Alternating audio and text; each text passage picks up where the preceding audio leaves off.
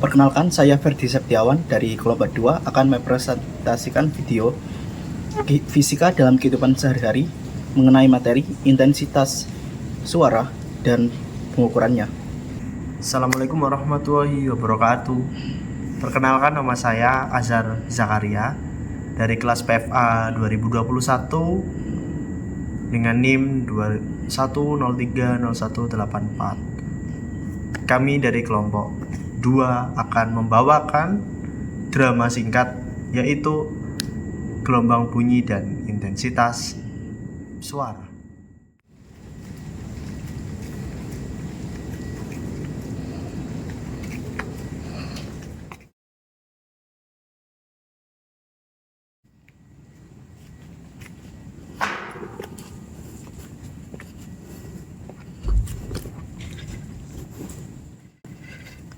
Hai Azhar, kamu lagi ngapain? Oh, hai Ferdi. Sini. Aku baru belajar tentang gelombang bunyi. Nah, ternyata bunyi yang kita dengar itu setiap harinya merupakan gelombang longitudinal yang merambat melalui medium seperti medium udara, terus apa lagi ya? Medium zat padat. Contohnya ini ya, badanku zat padat dan lain-lain.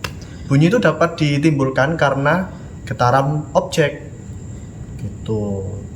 Nah, misalnya speaker pada laptop ini kan. Nah, ini ada speakernya, Fer. Jadi, speaker itu kan memiliki membran ya yang bisa kita bergerakan maju mundur. Nah, di sini ini ada membrannya yang diatur oleh sinyal listrik. Nah, gerakan membran tersebut menggerakkan partikel-partikel yang ada di udara dan sekitarnya. Saat membran bergerak maju, maka mendorong partikel udara sehingga merapatkan mereka dan menciptakan daerah bertekanan tinggi. Kemudian saat membran bergerak ke belakang, partikel udara renggang dan membentuk daerah bertekanan rendah. Kebetulan ini tadi aku belajar tentang gelombang bunyi dan asalnya pada gelombang longitudinal. Nah, ini gambarnya itu. Ini ada orang yang mendengarkan gelombang bunyi dari suara yang dikeluarkan olehnya ke permukaan tembok gitu. Nah, oh iya, aku mendapat tugas nih untuk mengukur suara dari laptop pakai sound level.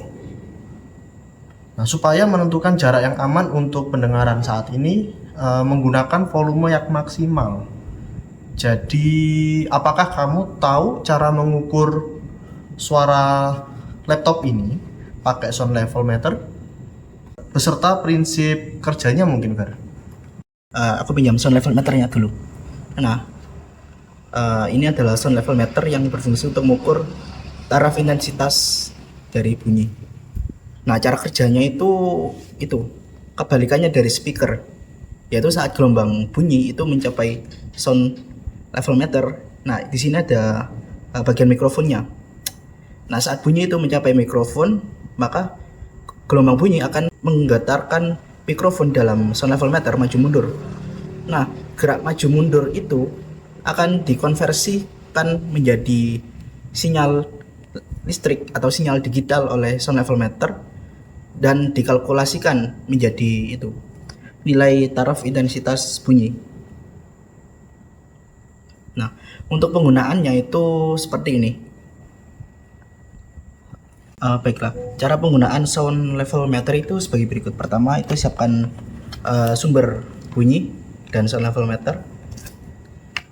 Nah, setelah itu tentukan frekuensi dan volume yang akan dikontrol. Misalnya kalau ini itu menggunakan frekuensi 1000 Hz dan volumenya itu maksimum.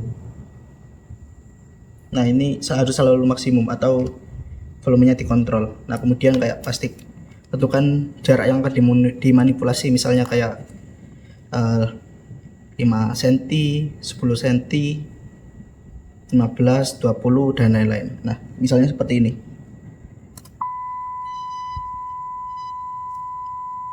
Nah, ini nilai taraf intensitas suara ini akan terukur di sini. Kemudian saat menjauh,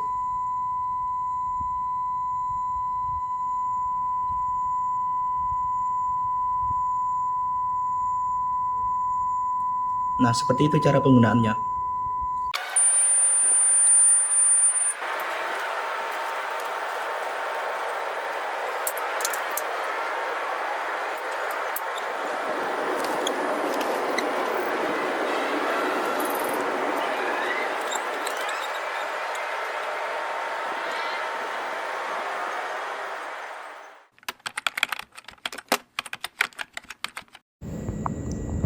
Oke, baik.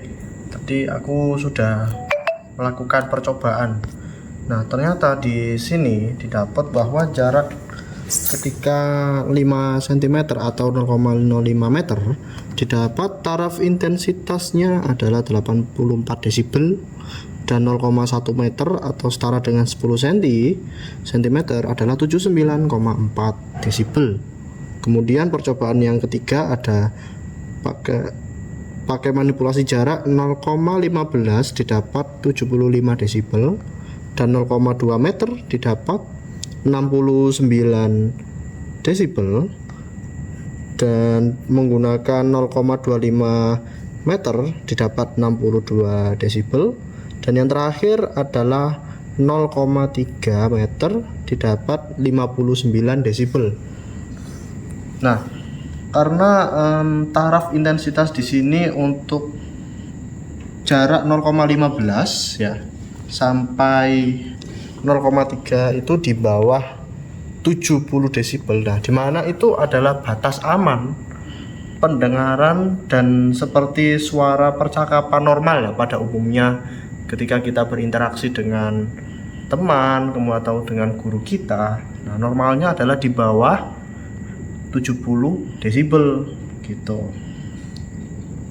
Nah, sehingga didapatlah bahwa nilai dari taraf intensitas ini itu berbanding terbalik terhadap jarak. Oh iya, aku baru sadar. Kebisingan suara kan diukur menggunakan taraf intensitas ya. Itu taraf intensitasnya kenapa nilai taraf intensitas menggunakan satuan desibel?